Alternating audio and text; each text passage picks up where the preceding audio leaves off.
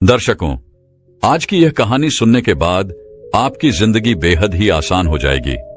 जिंदगी को कैसे जीना चाहिए और खुशी खुशी कैसे बड़ी से बड़ी सफलता प्राप्त की जा सकती है, इसके पीछे का एक गहरा रहस्य आज मैं आपको एक कहानी के माध्यम से सुनाऊंगा।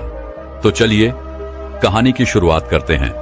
दोस्तों, महात्मा बुद्ध कहते हैं कि शांति हमारे भीतर है, शांति हमारे अंदर से आती है, इसे बाहर ढूंढना व्यर्थ है। लेकिन अगर आप आज के समय की बात करेंगे तो आज हर एक मनुष्य केवल दौड़ में लगा हुआ है। उसे दौड़ना पसंद है, वे दूसरों से आगे निकलना चाहता है और दूसरों से कुछ अलग मुकाम बनाना चाहता है। लेकिन वह यह भूल चुका है कि जिस रास्ते पर वह दौड़ रहा है वह रास्ता कभी खत्म नहीं होता और ना ही आपको कभी मंजिल मिल पाएगी, क्योंकि यह रास्ता अनंत है, इसका कोई अंत नहीं। अंतिम समय में भी जब हम अपने आप को देखते हैं तो हम अपने आप को वही रास्ते पर खड़ा ही पाते हैं जहां से हमने इसकी शुरुआत की थी। हालांकि यह सच जानकर भी लोगों को कोई फर्क नहीं पड़ता। वह तो इस रेस में, इस दौड़ में जितना चाहते हैं, वह अपने आप को श्रेष्ठ साबित करना चाहते हैं। जब कोई उनसे पूछता है कि तुमने अपने जीवन में क्या हासिल किया, तब हम अपना बखान करने से कभी पीछे नहीं हटते। हम इसका जवाब कुछ इस तरह से देते हैं कि हमने अपने जीवन में यह हासिल किया, मैंने अपने जीवन में वह हासिल किया, मैंने इस मुकाम को पाया है, मैंने इतने वर्षों की तपस्या के बाद इस पौधे को हासिल किया है। लेकिन इस बात का असली मतलब केवल वही समझा सकता है जिसने ये सब कुछ पाने के चक्कर में अपने समय को गंवा दिया और अभी भी वह इस दौड़ में दौड़ रहा है, क्योंकि उसे अपनी मंजिल अभी तक नहीं मिली।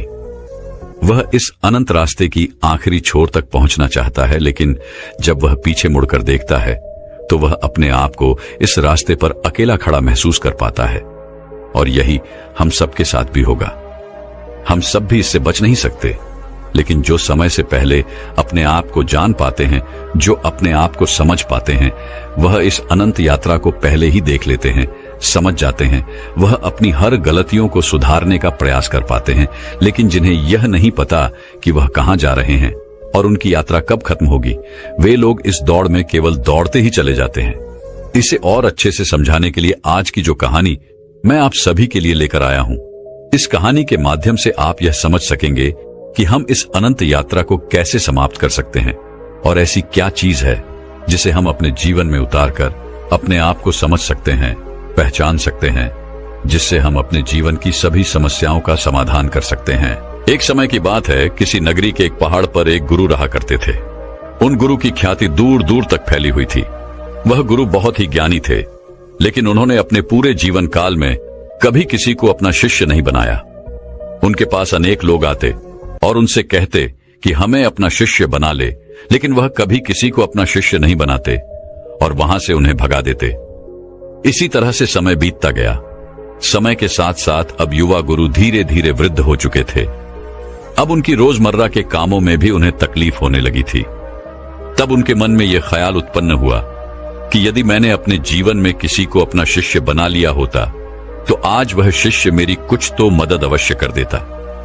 लेकिन उस वक्त मैंने किसी को अपना शिष्य नहीं बनाया और अब मेरे पास कोई भी यह तक कहने नहीं आता कि है गुरुवर मुझे अपना शिष्य बना ले, क्योंकि अब उनका शिष्य कोई नहीं बनना चाहता था। सभी को यही लगता था कि वह तो पागल है और कौन उस पागल का शिष्य बनना चाहेगा। वह सभी को भगा देता है, किसी को भी अपने पास रहने नहीं देता।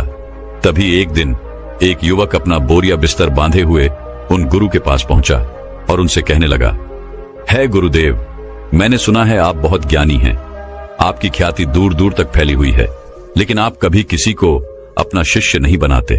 मैं आज आपके पास यही विनती लेकर आया हूं कि कृपा करके मुझे अपना शिष्य बना लीजिए। आप जो कहेंगे मैं वो करूंगा, लेकिन मुझे केवल आपसे ही ज्ञान प्राप्त करना है। मैंने सुना है अब बहुत ज्ञानी है और इसी इच्छा से मैं यहां पर आया हूं कि वह ज्ञान आप मुझे देंगे, मुझे सिखाएंगे। मैं बड़ी आस लेकर आपके पास आया हूं। जब मैं यहां आ रहा था तो हर कोई मुझे यहां आने से मना कर रहा था। हर कोई मुझसे यही कहता था कि उनके पास ना जाओ, वह बहुत पागल है, वह किसी को अपना शिष्य नहीं बनाते। यदि तुम उनके पास जाओगी तो वह तुम्हें डांट कर भगा देंगे, लेकिन तुम्हें अपना शिष्य नहीं बनाएंगे। सभी लोग मुझे रोक रहे थे, लेकिन मुझे तो केवल आपका ही शिष्य बनना है। क्या आप मुझे अपना शिष्य बनाएंगे? कृपा करके न मत कहिएगा। मैं आज आपके पास बड़ी आस लेकर आया हूं। उस युवक के मुख से यह सारी बातें सुनकर वह गुरुवर उस युवक से कहते हैं, हां, आज से तुम मेरे शिष्य हो। मैं तुम्हें अपना शिष्य बनाता हूं और कल से मैं तुम्हें ज्ञान भी अवश्य दूंगा।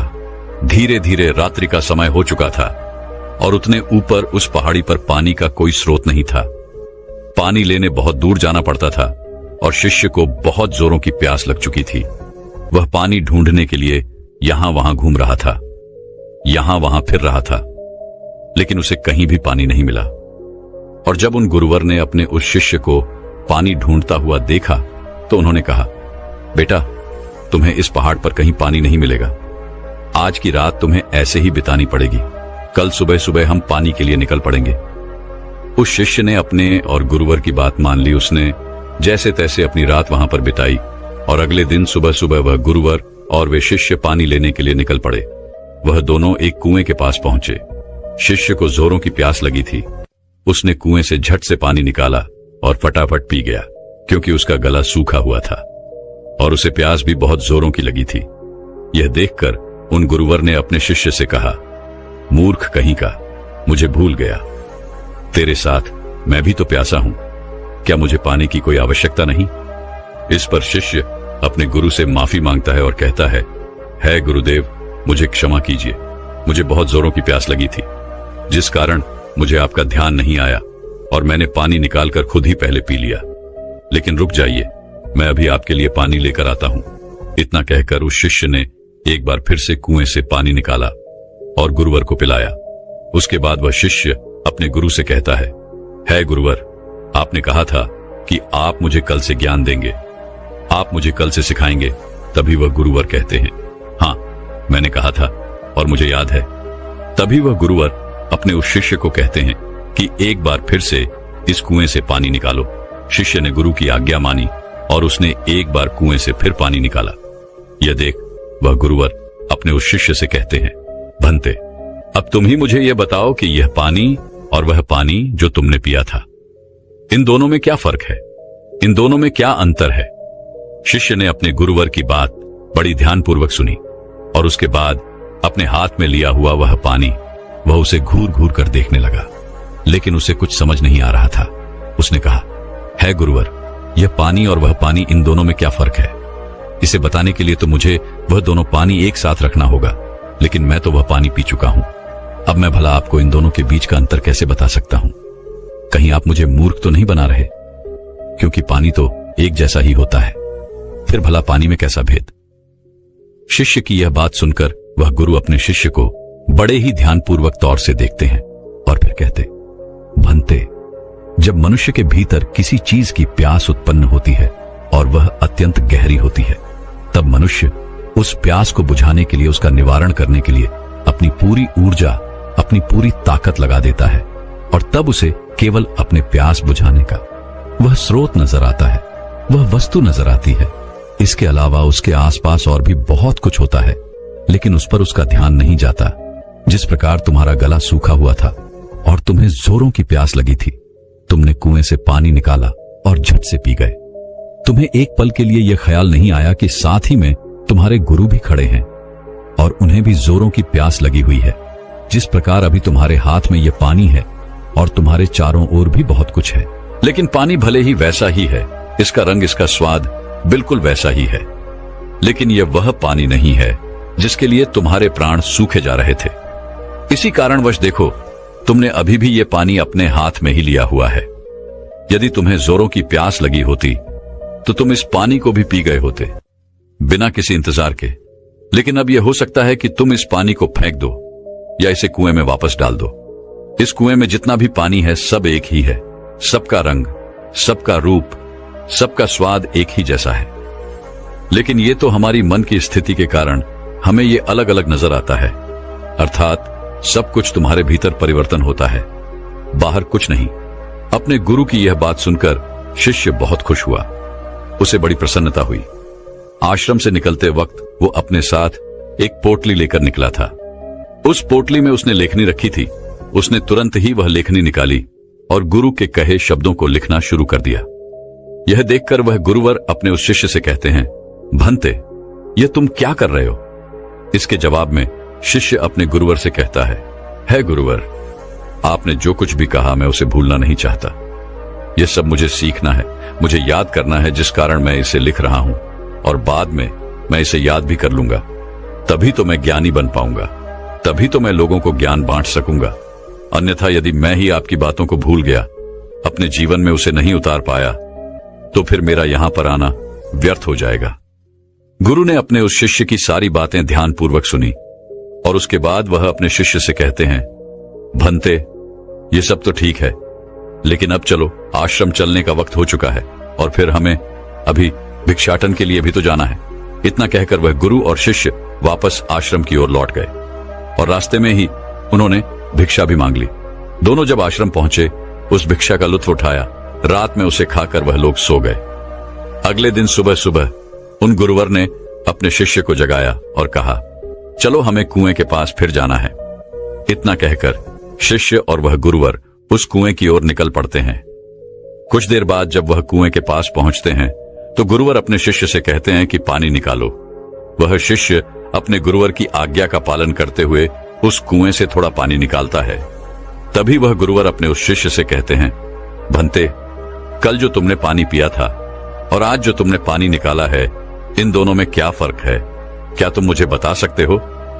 इस पर शिष्य तुरंत ही अपनी उस पोटली को निकालता है जिसमें उसने वो सारी बातें लिखी होती हैं। जब गुरु ने उसे वो सारी बातें बताई थी कि जब मनुष्य को किसी चीज की प्यास उत्पन्न होती है तो वो उसे मिटाने की हर मुमकिन कोशिश करता है और उसके आसपास बहुत कुछ होता है, लेकिन वह उसे देख नहीं पाता। वह यह पढ़ ही रहा था कि तभी उन गुरु ने अपने उस शिष्य से कहा, मूर्ख, क्या कर रहे हो? वह शिष्य कहता है गुरुवर, जैसा कि आपने मुझे बताया था, मैं उसी ज्ञान को दोहरा रहा था और आपको आपके सवाल का जवाब देने का प्रयास कर रहा था। तभी वह गुरुवर अपने उस शिष्य से कहते हैं, मूर्ख, इस पानी को सूंघो, इस पानी में से दुर्गंध आ रही है। शिष्य ने अपने गुरु की आज्ञा मानी। उसने तुरंत ही उस पानी को सूंघा। उसमें से सचमुच बदबू आ रही थी, मानो वह पानी सड़ चुका हो। तभी वह गुरु कुएं की ओर आगे बढ़ते हैं और कुएं में झांक कर देखते हैं तो उसके अंदर एक जीव मरा पड़ा था। जैसे तैसे उन गुरुवर ने और उस शिष्य ने मिलकर उस जीव को कुएं से बाहर निकाला और उस जानवर की ओर इशारा करते हुए और गुरुवर अपने शिष्य से कहते हैं, भंते, क्या तुम इसे देख पा रहे हो? इस पर शिष्य कहता है, हां गुरुवर, मैं इसे देख पा रहा हूं। तभी वह गुरुवर कहते हैं, इस पृथ्वी पर जिसने अब भी जन्म लिया है उसकी मृत्यु निश्चित है। वह एक न एक दिन मृत्यु को अवश्य प्राप्त होता है। जब एक मनुष्य जन्म लेता है तो उसका जीवन संपूर्ण होता है और मृत्यु शून्य होती है, लेकिन धीरे धीरे जैसे जैसे समय बीतता जाता है, एक एक दिन ढलते जाते हैं, जीवन घटने लगता है और मृत्यु संपूर्ण होती जाती है। किसी की भी मृत्यु यूं ही अचानक नहीं हो जाती।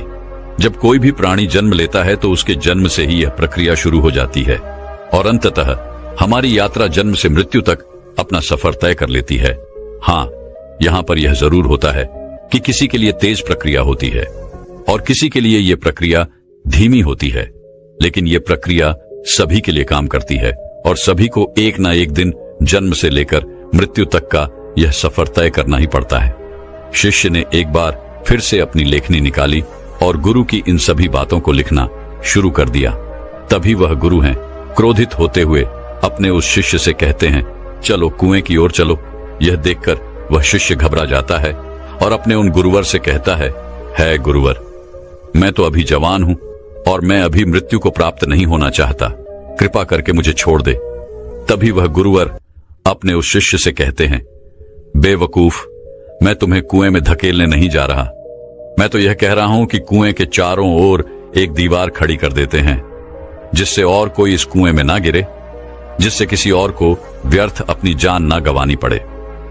दोनों ने बड़ी मुश्किल के साथ कुछ लकड़ियां इकट्ठा की और कुएं के चारों ओर एक दीवार बना दी, जिससे अब उस कुएं के अंदर कोई नहीं गिर सकता था। इतनी मेहनत करने के बाद गुरु और वह शिष्य वापस आश्रम लौट आए। धीरे धीरे ऐसे ही कई दिन बीत गए। शिष्य अब उन गुरुवर के साथ अपना अधिकांश समय बिताता था, उनका सारा काम करता था। एक दिन उसने देखा कि उसके गुरुवर बहुत प्रसन्न है। तभी वह उन गुरुवर के पास पहुंचा और अपने उन गुरुवर से कहता है गुरुवर, आज आप बहुत प्रसन्न दिख रहे हैं, क्या मैं आज आपसे कुछ पूछ सकता हूं? तभी वह गुरुवर अपने उस शिष्य से कहते हैं, हाँ अवश्य। तभी शिष्य कहता है गुरुदेव, आप मुझे कोई ऐसा ज्ञान दीजिए जो सबसे बड़ा हो, जिसके आगे मुझे कोई और ज्ञान अर्जित करने की कोई आवश्यकता ना पड़े। वैसे भी दिन ब दिन आप वृद्ध होते जा रहे हैं और आपकी मृत्यु कब आ जाएगी यह मैं नहीं जानता, इसीलिए आप मुझे वह ज्ञान दे दीजिए, तभी तो मैं आपके ज्ञान को लोगों तक फैला सकूंगा, तभी तो लोग आपके बारे में जान सकेंगे। वह अपनी लेखनी लेकर बैठ गया, इस इंतजार में कि गुरुदेव उसे कुछ बताएंगे, कोई ऐसा ज्ञान जो बहुत बड़ा है। लेकिन उन गुरुवर ने अपने उस शिष्य से कुछ नहीं कहा, बस वह चुपचाप बैठ गए। वह काफी देर तक यूं ही मौन रहे और उसके बाद वहां से उठकर चले गए। वे शिष्य चुपचाप ये सब देख रहा था और जब वह गुरुवर वहां से उठकर चले गए तो उसने लेखनी से लिखा, सबसे बड़ा ज्ञान मौन। अगले दिन फिर उसने उन गुरुवर से यही सवाल किया और अब की बार भी गुरुवर ने उसे कोई जवाब नहीं दिया। वह काफी देर तक मौन रहे और फिर वहां से उठकर चले गए। ऐसा करते करते कई दिन बीत गए, दिन से सप्ताह से महीने और लगभग 1 वर्षों के बाद भी उसे केवल एक ही जवाब मिला था, सबसे बड़ा ज्ञान मौन। इसके अलावा उसने लेखनी से और कुछ नहीं लिखा था, क्योंकि वह गुरुवर जब भी इस सवाल को सुनते तो वह मौन हो जाते और अपने उस शिष्य से कुछ ना कहते, जिस कारण वह शिष्य भी हर रोज अपनी लेखनी से केवल एक ही बात लिखता था, सबसे बड़ा ज्ञान मौन। लेकिन अब उसके सब्र का बांध टूटा जा रहा था। एक दिन रात को उसे नींद नहीं आ रही थी। वह यहां वहां करवटें बदल रहा था। चांदनी रात थी। वह आश्रम से बाहर निकला और बाहर बैठकर यह सोचने लगा कि आखिर गुरुदेव मुझे वह सबसे बड़ा ज्ञान क्यों नहीं दे रहे? क्या वह मुझे देना नहीं चाहते, या मैं अभी इस लायक नहीं हूं कि उस ज्ञान को समझ सकूं? इस प्रकार उसके मन में हजारों सवाल चल रहे थे, हजारों तरह के विचार उत्पन्न हो रहे थे। तभी अचानक उसे एक पक्षी की आवाज सुनाई पड़ी। उसका पूरा ध्यान उस पक्षी की आवाज पर चला गया और तब उसने महसूस किया कि चारों ओर हवाएं चल रही थीं। पत्तों की सरसराहट की आवाज, ठंडी हवाएं चलने की आवाज, चारों तरफ सन्नाटा छाया हुआ था। वह ये सब महसूस कर पा रहा था। उसने उस सन्नाटे की आवाज को ध्यान से महसूस किया, अपनी आंखें बंद की और बड़े ध्यान से उन आवाजों को सुनने लगा। उसका मन बिल्कुल शांत हो गया और अब तक पहली बार उसने अपने मन को इतना शांत महसूस किया था। पहली बार वह आनंदित महसूस कर रहा था।